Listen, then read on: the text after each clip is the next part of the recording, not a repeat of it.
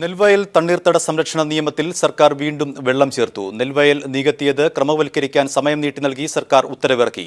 3 മാസത്തേക്ക് കൂടിയാണ് അപേക്ഷ സമർപ്പിക്കാനുള്ള സമയം നീട്ടി നൽകിയത്. വൻകിട ഫ്ളാറ്റ് മാഫിയകളെയും റിയൽ എസ്റ്റേറ്റ് ലോബികളെയും സഹായിക്കാനാണ് സർക്കാരിന്റെ നീക്കം. ഉത്തരവിന്റെ പകർപ്പ് പീപ്പിൾ പുറത്തുവിട്ടു.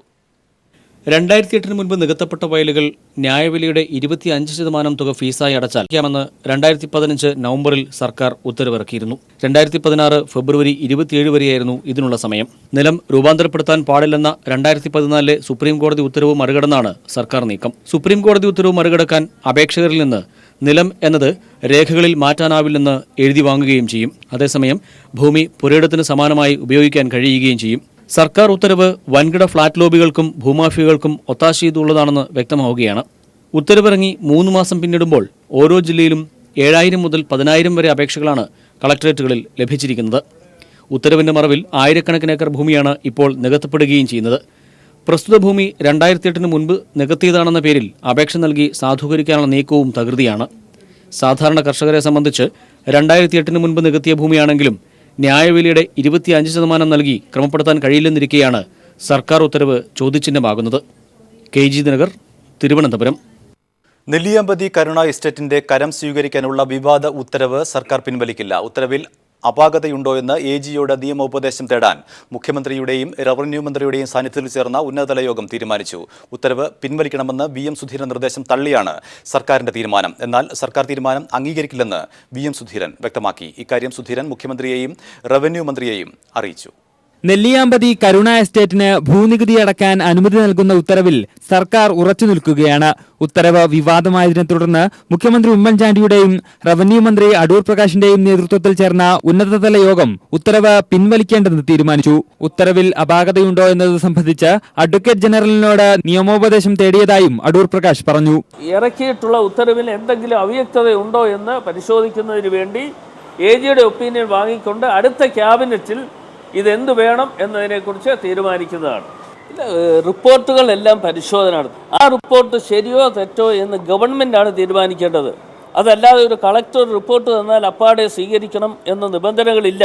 കരുണ എസ്റ്റേറ്റിന്റെ ഉടമസ്ഥാവകാശ രേഖകൾ പരിശോധിച്ച ശേഷം സർക്കാർ ഭൂമി അല്ലെങ്കിൽ മാത്രം നികുതി സ്വീകരിച്ചാൽ മതിയെന്ന് ഉത്തരവിലെ 3, 5 ഖണ്ഡികകളിൽ വ്യക്തമാക്കിയിട്ടുണ്ടെന്നും അദ്ദേഹം പറഞ്ഞു.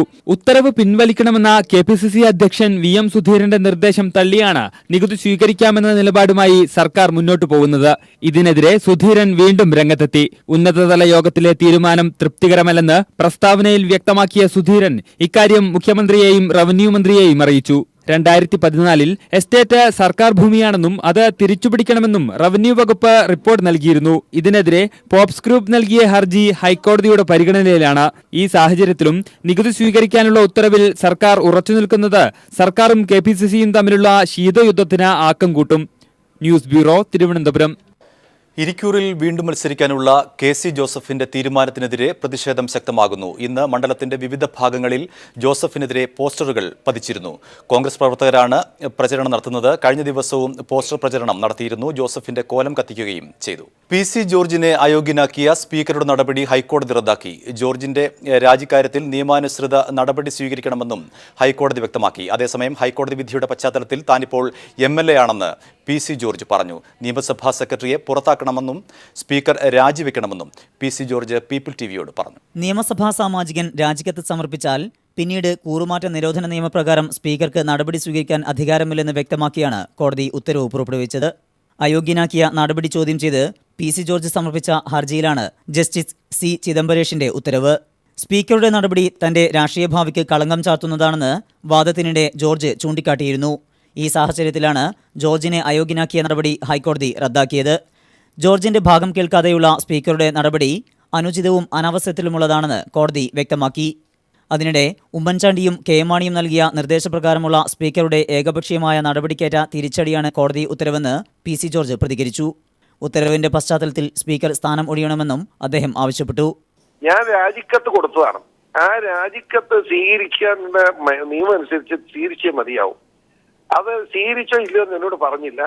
13-ാം തീയതി ഏറ്റവും വിധി പ്രഖ്യാപിക്കാമെന്ന് രാജിക്കത്ത് പറ്റി മിണ്ടാതെ ബഹുമാനപ്പെട്ട ഹൈക്കോടതിന് മുമ്പിൽ ചെന്നപ്പം ഈ സ്പീക്കർക്ക് വേണ്ടി കൊടുത്ത സത്യവാങ്മൂലത്തിൽ എന്റെ രാജിക്കത്ത് റിജക്റ്റ് ചെയ്തു എന്നും പറഞ്ഞ് കള്ള സത്യവാങ്മൂലം കൊടുത്തിരിക്കുക. ഇപ്പൊ വന്നിരിക്കുന്നത് സ്പീക്കറുടെ വിധി വന്നതോടുകൂടി ഇപ്പൊ എന്നെ രാജിക്കത്തുമില്ല, ഞാനിപ്പോ MLA ആ. ജോർജിന്റെ രാജിക്കത്തിൽ നിയമാനുസൃത നടപടി സ്വീകരിക്കാൻ സ്പീക്കർക്ക് കോടതി നിർദ്ദേശം നൽകി. News bureau, Kochi. ബാർ കോഴ കേസിൽ പാർട്ടിയുടെ അന്വേഷണ റിപ്പോർട്ട് പുറത്തുവിട്ടാൽ കോൺഗ്രസും കേരള കോൺഗ്രസ് മാണി വിഭാഗവും തമ്മിലുള്ള ബന്ധം തകരുമെന്ന് ആന്റണി രാജു. അന്വേഷണ റിപ്പോർട്ട് പുറത്തുവിടാൻ മാണി തയ്യാറാകണമെന്നും ആന്റണി രാജു ആവശ്യപ്പെട്ടു.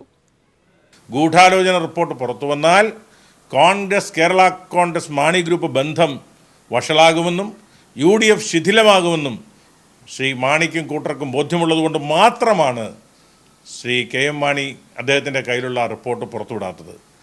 അല്പമെങ്കിലും ജനാധിപത്യ ബോധമുണ്ടെങ്കിൽ, രാഷ്ട്രീയ സദാചാരം അല്പമെങ്കിലും അവശേഷിക്കുന്നുണ്ടെങ്കിൽ ശ്രീ KM മാണി അദ്ദേഹത്തിൻ്റെ കയ്യിലുള്ള ഗൂഢാലോചന റിപ്പോർട്ട്, ബാർക്കോഴ ഗൂഢാലോചന റിപ്പോർട്ട് പുറത്തുവിടാൻ തയ്യാറാകണം ഞങ്ങൾ ആവശ്യപ്പെടുകയാണ്. മാത്രമല്ല, ഇന്നലെ വളരെ ഗുരുതരമായ ഒരു ആരോപണം ശ്രീ ജോസ് കെ മാണി ഉന്നയിക്കേണ്ടായി. അദ്ദേഹം പറഞ്ഞത് പാർട്ടിയിൽ നിന്ന്, മാണി ഗ്രൂപ്പിൽ നിന്ന് പുറത്തുപോയ ആളുകളിൽ ചിലർ ഈ ഗൂഢാലോചനയിൽ പങ്കാളികളായിട്ടുണ്ടെന്നുള്ളതാണ്. ഞങ്ങൾ പറയുന്നത്, ഞങ്ങൾ ആരെങ്കിലും പങ്കാളികളായിട്ടുണ്ട് അദ്ദേഹത്തിന് ബോധ്യമുണ്ടെങ്കിൽ, ആ ഗൂഢാലോചന അന്വേഷിക്കുന്ന റിപ്പോർട്ടിൽ അത് ബോധ്യപ്പെട്ടിട്ടുണ്ടെങ്കിൽ ആ റിപ്പോർട്ട് പുറത്തു വരട്ടെ.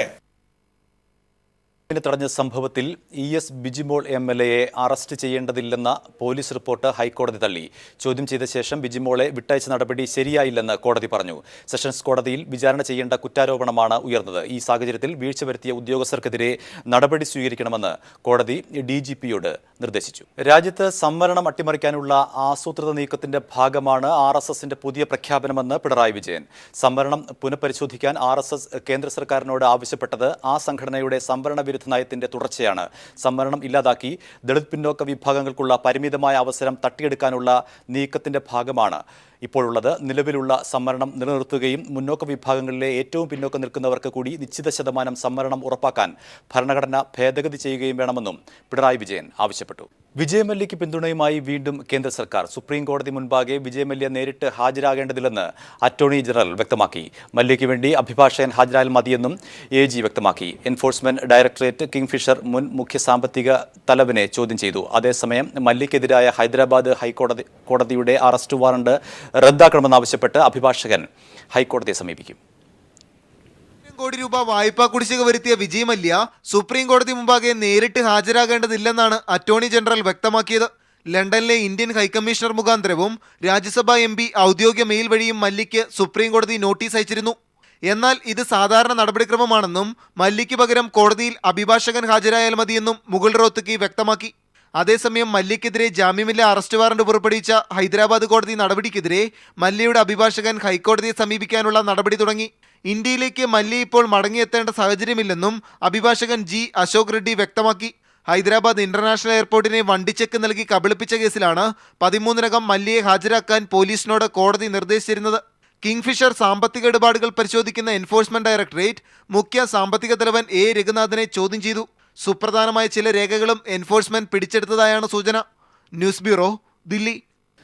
ഇരിങ്ങാലക്കുട കൂടൽമാണിക്യം അയ്യപ്പൻകാവ് ഭഗവതി ക്ഷേത്രത്തിലെ സോപാനം പിച്ചള പൊതിഞ്ഞ് ദേവിക്ക് സമർപ്പിച്ചു. പ്രമുഖ ബാങ്കിംഗ് ഇതര ധനകാര്യ സ്ഥാപനമായ Irinjalakuda credits and leasing company managing director KG അനിൽകുമാറാണ് ക്ഷേത്ര സോപാനം പിത്തളപ്പൂശി സമർപ്പിച്ചത്.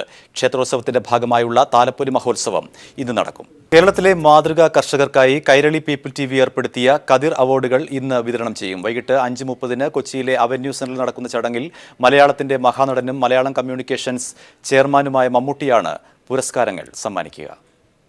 കേരളത്തിലെ മാതൃകാ കർഷകരെ കണ്ടെത്തുന്നതിനാണ് കൈരളി പീപ്പിൾ TV ഇതാദ്യമായി കതിർ കർഷക പുരസ്കാരങ്ങൾ ഏർപ്പെടുത്തിയത്.